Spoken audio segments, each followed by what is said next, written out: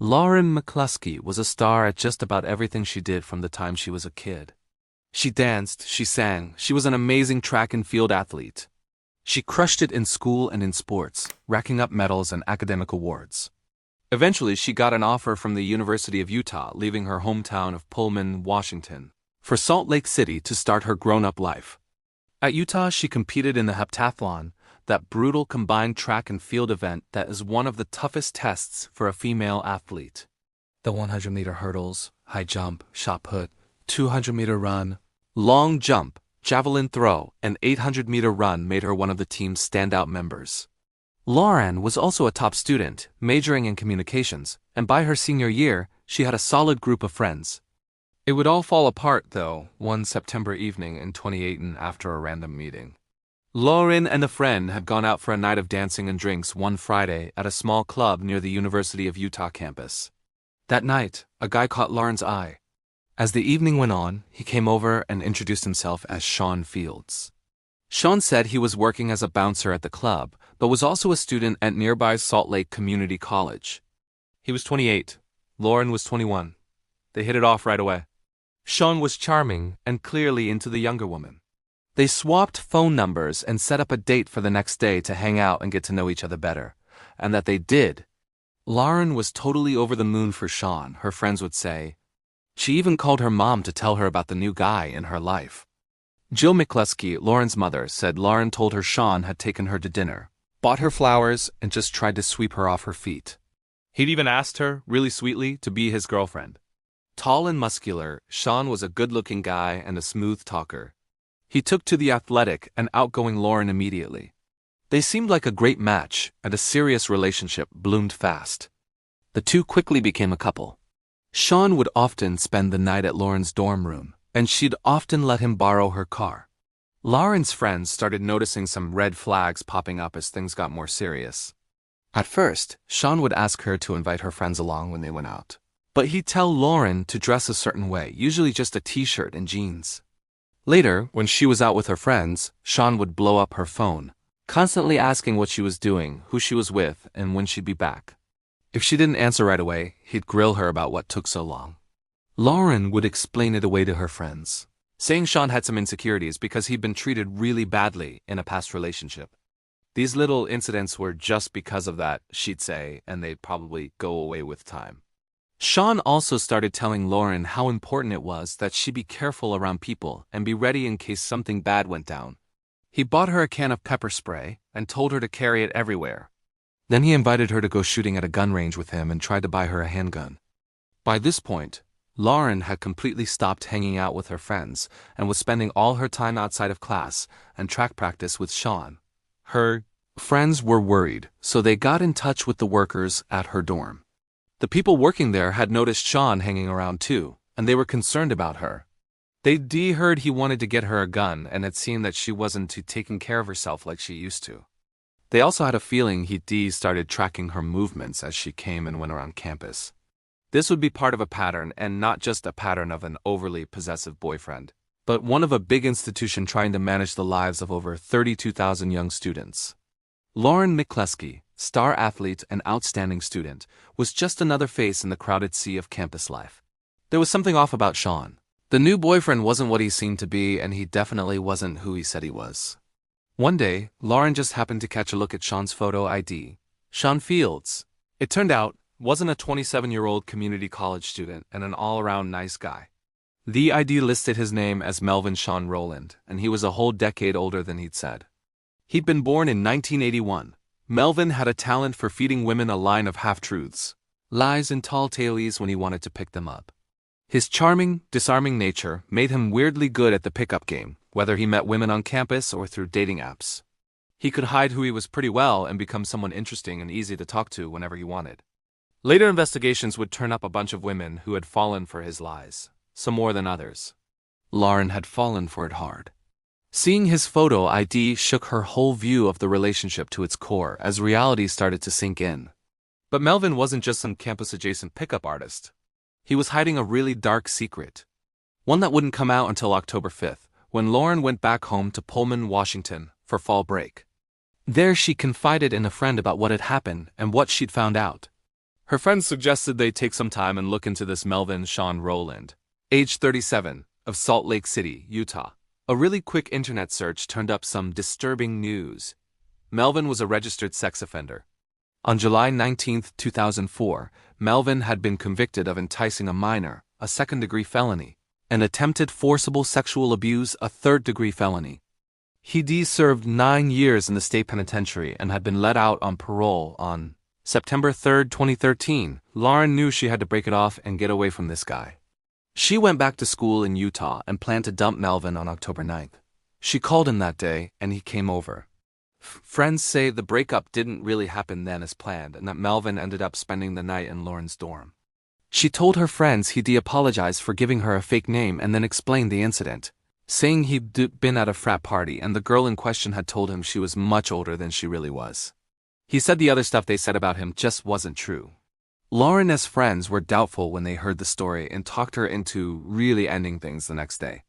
She did, but not before letting Melvin borrow her car for the day. Lauren would later call her mom that day and explain what had happened, including loaning him the car. She said she was supposed to meet him that evening to get her car back.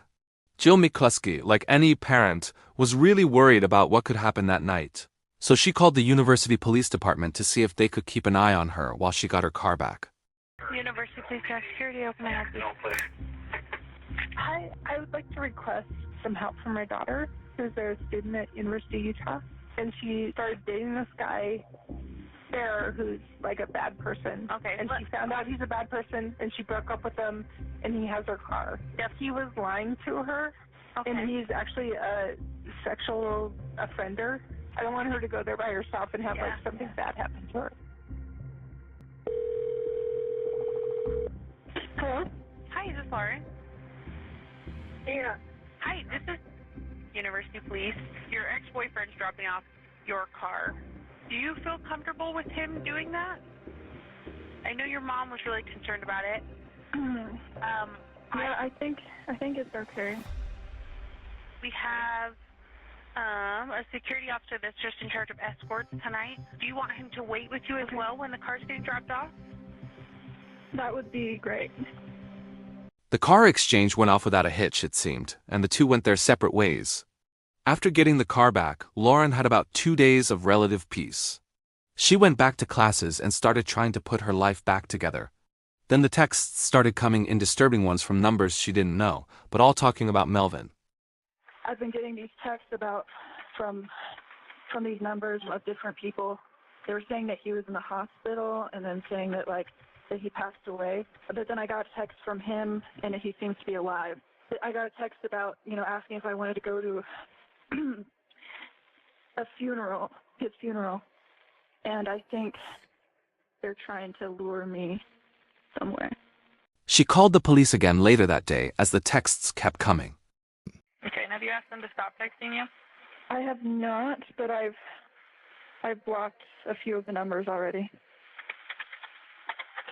All right. I will send this through an officer to give you a call, and is that okay? Yeah, sounds good. Lauren didn't get a call back from the campus police that day. A text came from Melvin's number saying he was okay, and that something weird was happening. Someone was trying to lure her somewhere. Was there something else going on? Then more texts from unknown numbers came in, now saying they had compromising photos of her and Melvin. They demanded $11,000 or they'd send the pictures to everyone. They sent one of the images to Lauren as proof. Melvin then emailed Lauren on the morning of October 13th, saying he was being blackmailed too. He told her she should pay the money. And she did, scared and ashamed, sending $11,000 through Venmo to some unknown blackmailer. Feeling that Melvin was behind the blackmail, not some stranger, she called the campus police again that morning. The dispatcher then contacted University of Utah police officer Miguel Diaries. They gave him the basic info on the complaint. Feeling they needed to talk to the police in person, Lauren and a friend walked across campus to speak to an officer face to face. Once inside, they met with the campus police and explained what had happened to her. Even after giving them Melvin's name and the fact he was a registered sex offender, the officers told Lauren this was probably just a scam and that she was likely in no real danger. The young women left thinking they'd done the right thing and that something would be done about the problem. Sadly, as later investigations would show, Absolutely nothing was done about the problem.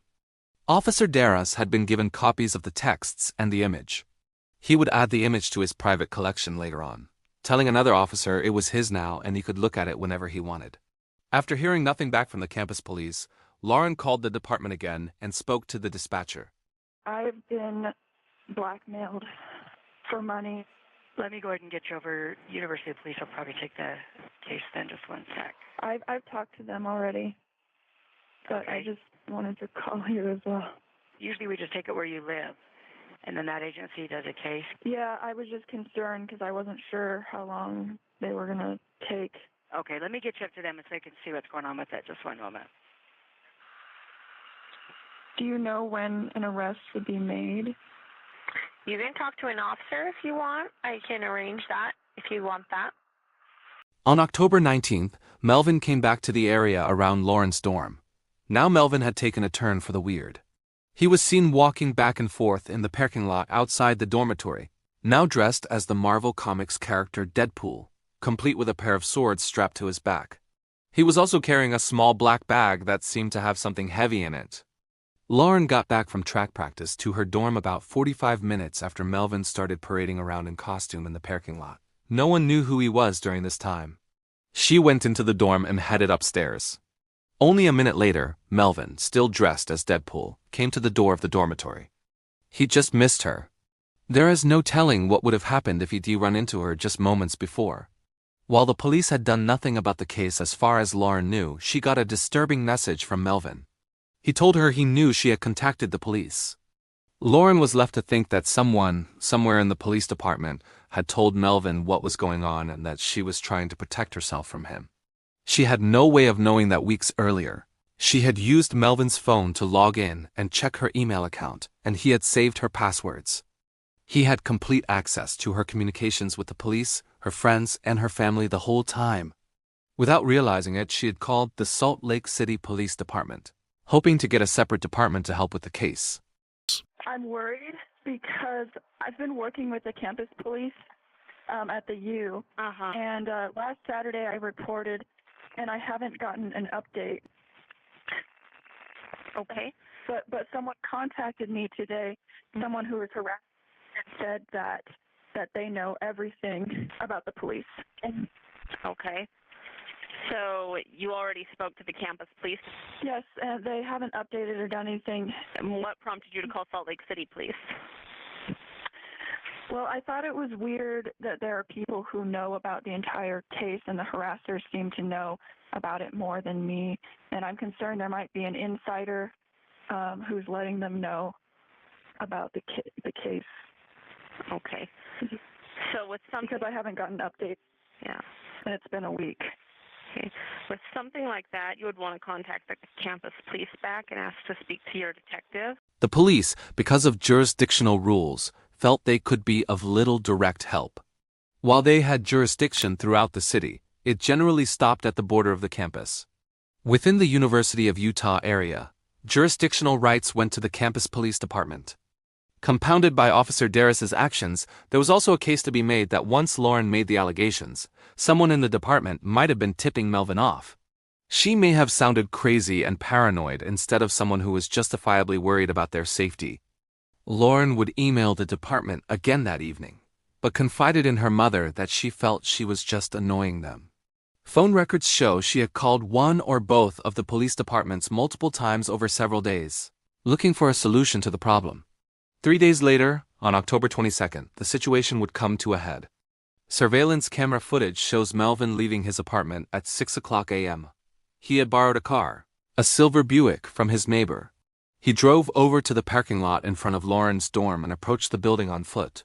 He didn't get into the building and wandered off. Lauren left around 9 o'clock a.m. She had just gotten a message claiming to be from a Deputy Chief McClusky with the University Police Department, asking her to come to the station to see some evidence, but not to call him back because he'd be in a meeting. Suspicious, she didn't reply. Instead, she headed out to a meeting with a counselor she'd been seeing to help her through the breakup and all the problems that came after. She made it to the building where she was supposed to meet the counselor, had the appointment a few minutes later, and then left the building in just under an hour. Melvin then entered the same building, missing her by just minutes. Please note, Melvin was once again carrying that small black bag which swung like it had something weighty in it. It was the same bag he'd carried while wearing the Deadpool costume. He was looking for Lauren but didn't find her. He headed back over to her dormitory. Here, he talked his way into the dormitory by saying he didn't have his key or something like that. Melvin chatted his way into a group of 4 young guys at the dorm. He told them false stories about his time in the Marines. As the day went on, 3 of the young men drifted away. The 4th would later tell police that Melvin had asked if he wanted to see what was in the bag he was carrying. Inside was a .40 caliber Beretta handgun and a full magazine of ammunition. Melvin let the student handle the gun before taking it back and parting ways with him. During this time, Lauren had gone to a Saturday evening class and was just about to head back to her dorm. It had been a tough week, and she decided to call her parents and talk to them as she made the short walk across campus to her dorm. Melvin left at virtually the same time. He meant to intercept her along the path he knew she would take. Her parents were listening closely as she described her day. They heard her shout as Melvin made his move. Matt McClusky immediately called 911 on the family's landline as his wife tried to get Lauren to speak. Hi, my daughter, Lauren McClusky, was talking to her mom, and then she just started saying, no, no, no, no, no. And it sounded like someone might have been grabbing her or something. All units, attempt to locate a suspect involved in possible kidnapping. The victim is Lauren McClusky. Her mother heard her yell, no, no, on the phone. Then the line went quiet. All right, and you said she was walking to her car from what building? From the GC, which is Gardner Commons. Oh, someone's talking on her phone. Hello? Hi, I have a backpack and I need a phone. Okay. Could you just stay there? I think she was mugged. I'm trying to get a good location. All right, where is that backpack out? Can you get a location for me? University Police. Hi, I just found a whole bunch of stuff spread out all over the ground and a phone that had an active call. I picked it up. Okay. This yes. woman says... Yes, I was just on the phone with her parents. Okay. I'm having officers responding up that way. I had a ex-boyfriend who was possibly making threats with the southeast of the South Medical Tower in the parking lot. It's looking like this might be kidnapping. Okay, we do have witnesses that heard a couple shots, and they found a shell casing. Melvin had grabbed Lauren and dragged her back to the silver Buick. He pulled out his pistol, threw her into the back seat, and shot her 7 times, nearly point blank. As calls came in to 911 from around the area where the shots were fired, Melvin made his way out of the parking lot, across a bridge and down a street to the nearby stop on Salt Lake City's light rail system. Melvin sat patiently and made a phone call. You see, he was waiting to be picked up for a date he arranged earlier in the day on a dating app. He'd set it up beforehand to be picked up at this location. Unsuspecting, the woman drove up. He got in her car, and the two went out for dinner and a walk around the state capitol building grounds. He had obviously planned this as a way to get away from the area and set up an alibi for his actions during the time of the murder. Meanwhile, the police were moving into action all over the area, and Lauren's parents were desperately trying to find out what was happening. They were getting multiple calls. They're getting multiple calls from students wondering what we want students to do. Do we have instructions for them? Yeah, we want them to secure a place, lock down in place. Hello, this is Matt. Hi, Matt. This is Val with the University of Utah Police. And have you guys heard from her or anything? No, we have not. Okay. We're heading westbound from the North Medical Tower. The city has a group of 6 officers and a canine heading northbound. I'm calling about my daughter, Lauren McClusky, that's missing. We do have officers on scene handling right now. We're actively looking for her. We're doing everything we can to track her down. And then they found the silver Buick with Lauren inside. In the car. We need an ambulance. In the north parking lot. Silver Buick Lancer. Unit 1, Star Medical. Police cordoned off the area of the murder and tried to put out an all-points bulletin to be on the lookout for Melvin. They knew who did it because they'd been told over and over for days that he was a threat to the young woman. Now it was too late to do anything but hunt for her killer. Melvin, by this time, was making small talk and deciding what to order for dinner. Over the next couple of hours, Police scoured the area he had moved away from. Melvin's date finished up, and he was dropped off at a different part of town. He was spotted by police, and a foot chase began. I have officers chasing your suspect on the shooting. He is in foot pursuit right now. Melvin then busts in the door at the 130-year-old Trinity AME Church of Salt Lake City and seeks shelter within. We have your suspect inside the church. It looks like he has a gunshot wound self-inflicted. Police went in, knowing the man was armed and ready for a fight. They moved room to room before hearing a single shot ring out. Melvin Sean Rowland had taken his own life. They chasing to this location, have making entry into the church, and so young coming up. Surely thereafter, and playing gold in this other suspect, just the manhunt was over. An innocent young woman had been murdered, and a community would start to ask why no one had taken even the simplest steps to prevent it. They asked how someone begging for help, giving them all the information they needed, could basically just be ignored. And then came other questions. Why did law enforcement at the campus police department not run even the simplest background check on who Melvin was? If they'd done even the most basic check on his background, they would have learned the man was on parole. If they'd even bothered to call his parole officer, he would have been quickly taken off the streets and put back in jail for making threats and trying to extort money from Lauren. Melvin had been locked up before for violating his parole conditions and had a history of making inflammatory statements at his own parole hearings. "Every woman I've met, I used my manipulation tactics to get what I wanted," he'd said. In answer to reporters' questions about whether Melvin could or would have gone back to jail, his parole officer left no doubt he would have been arrested immediately and sent back to jail if the department had just picked up the phone and told him about his actions. And what about Officer Diaries? He resigned from the campus police department and then got a job with the nearby Logan Police Department. After they found out about what he'd done, he was fired right away. Charges were filed against him using the state's revenge pornography law for mishandling evidence pictures and showing them to at least one other officer. But the charges were dropped when the evidence from his phone was inconclusive after a data download. The circumstances behind that data problem have been questioned for some time. There is not a statute that allows us to file the charges, and that was our problem. Doesn't mean that there wasn't an injury or harm that was caused by this officer's conduct.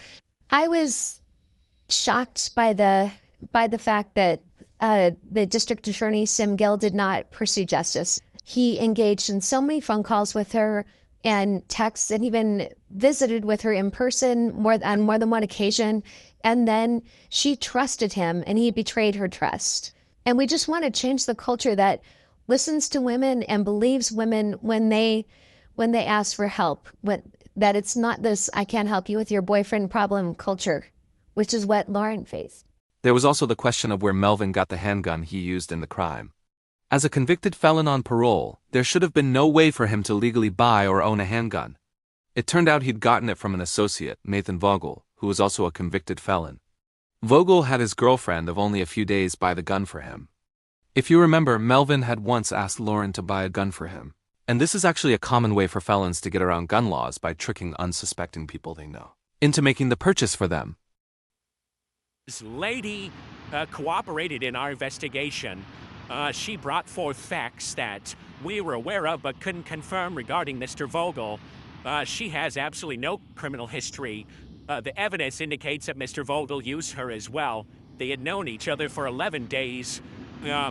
She thought they were an item. Mr. Vogel should have never done this. If he hadn't given the gun to Mr. Rowland, Ms. McClusky would likely be alive today. I don't think he had an intent to have Ms. McClusky murdered. But this goes to show you that when you obtain a gun illegally, they always end up in the wrong hands, and tragic events happen. I want to express how sincerely sorry we are for the McCluskys' profound loss of their daughter, Lauren, a stellar student, a gifted athlete, and a person we were honored to have at the University of Utah. I'll now read a formal statement from the university. The University of Utah has worked collaboratively with the McClusky family to reach a settlement in the death of their daughter, Lauren. The university acknowledges and deeply regrets that it did not handle Lauren's case as it should have, and that at the time, its employees failed to fully understand and respond appropriately to Lauren's situation. As a result, we failed Lauren and her family. If these employees had more complete training and protocols to guide their responses, the university believes they would have been better equipped to protect Lauren. We share with the McCluskys an interest in working to improve campus safety for all students, not only on our campus, but on campuses across the country. With our commitment to learning from our mistakes, we honor Lauren and we ensure that her legacy will be improved campus safety for all students. We are engaged in making meaningful and lasting changes in our approach to campus safety, particularly in how we respond to and assist crime victims through focusing on research-based approaches to violence prevention. We believe that these changes will build a culture of safety that prioritizes the needs of crime victims and provides them with the full response and support that they need, while recognizing that this is an ongoing process that takes time, resources, and our complete commitment. Thank you to everyone who came here on this solemn occasion as we remember and miss Lauren on this anniversary of her death that occurred 2 years ago today. We acknowledge and applaud the many positive changes that have occurred at the University of Utah since her death, and we hope they continue. This settlement is important for many reasons. It addresses how Lauren died, but it also honors how she lived. All the money from the settlement will go to support the Lauren McClusky Foundation missions, which include campus safety, animal welfare, and amateur athletics. $10.5 million comes from the company that insures the University of Utah. And we are hopeful that this will cause insurance companies worldwide to view campus police who do not respond to women with urgency as a risk. And we hope that that changes policy nationwide. The remaining $3.5 million is being donated directly to campus safety programs at the Lauren McClusky Foundation. We intend to do important things with this that will make campuses safer nationwide. In the end, it won't undo the horrible things that happened, but maybe it will change for the better how police departments handle such complaints. If you found this case compelling, don't forget to like the video. Comment down below your take on it, and please subscribe to the channel.